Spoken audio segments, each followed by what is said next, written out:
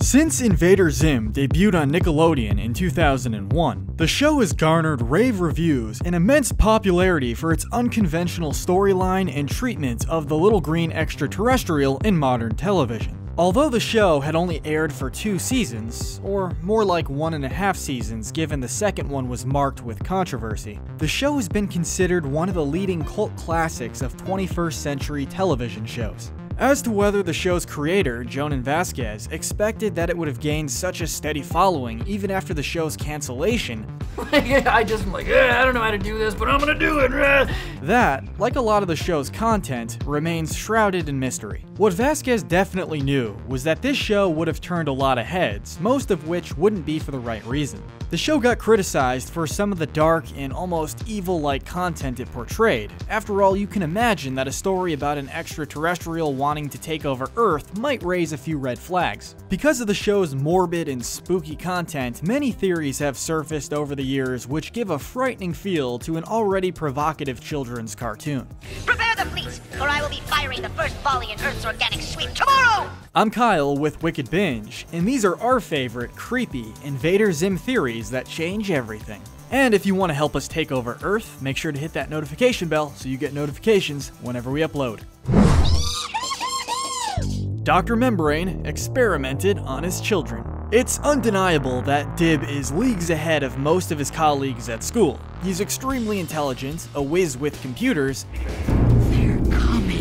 and gets nearly perfect scores on all of his tests. How exactly does one adolescent boy become so not only smart, but light years ahead of anyone else in his age group intellectually? You must be smarter than the rest of them.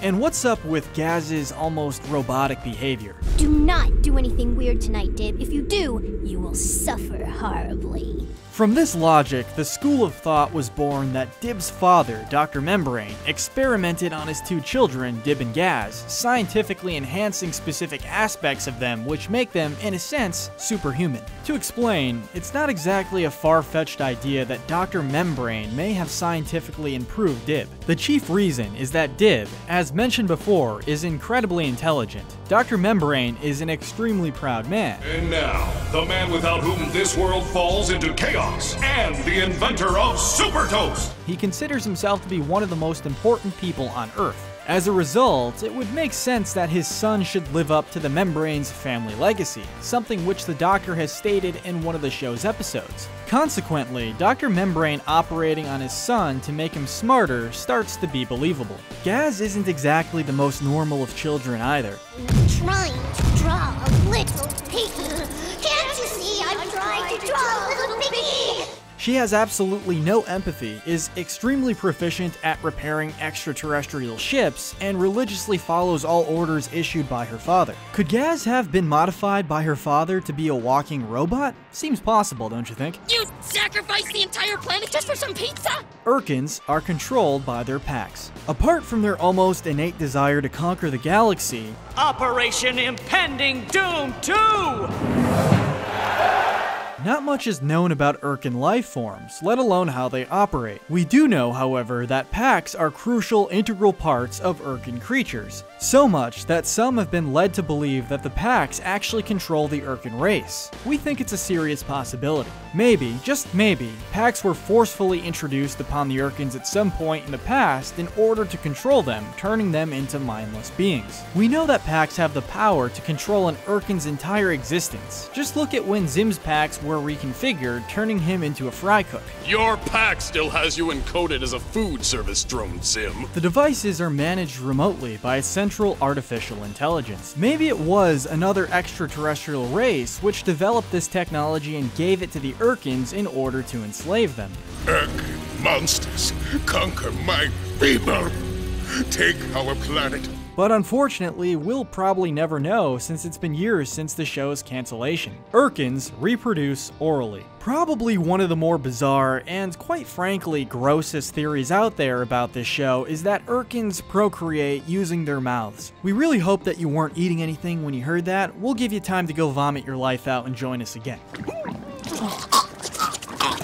Go ahead, go let it all out. Seriously, there is some merit to this theory. Urchins at present are creatures made, shaped, and formed from technology. However, prior to the advent of technology in the Urchin world, they had to have reproduced biologically. This is assuming that urchins aren't created by some other freak alien species, which was too shy for whichever reason to make an appearance on the show. Whoever they were, they left no sign of what wiped them out. They just left these stupid structures here to taunt me. I hate them! The creator of the show stated that urchins did not have reproductive organs, something which is compounded upon in the short but sweet episodes in the series. That said, because the squeedly spooch is a super organ, Oh, my squeedly spooch! it has various functions. One of those functions is believed to be for procreation. But how does this tie into the urchin's mouth? Well, the only accessible point to the squeedly spooch is the mouth. There you have it, folks. A who, a what, a why, and how gross. Professor Membrane is an urchin. Given that Professor Membrane's character is constantly shrouded in mystery and eeriness, it will come as no surprise that he's the subject of many speculative theories.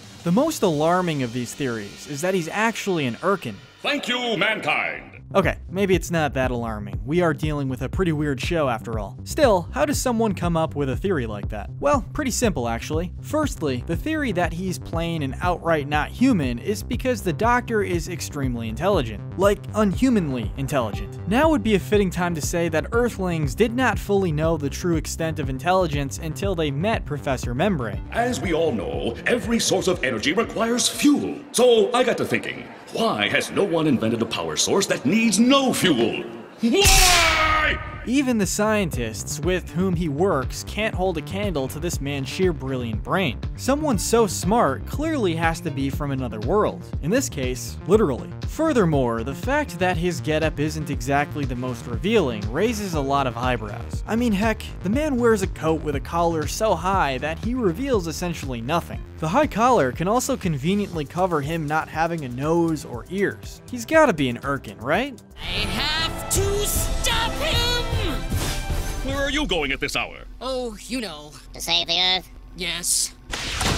My poor insane son. Unfortunately, I think that's something that we may never ever know. Urchins possess keen metabolisms but are stunted in their growth due to their horrific diets. A bit of a mouthful, I know. Just when you thought you've heard it all, boom, this comes along. Now, wait, before you start to roll your eyes in disbelief, or maybe you already have, just hear us out. Urchins are a short humanoid race. Let's rephrase that. Urchins are a really short humanoid race. Hardly any of them grow past 4 feet. They are also extremely thin.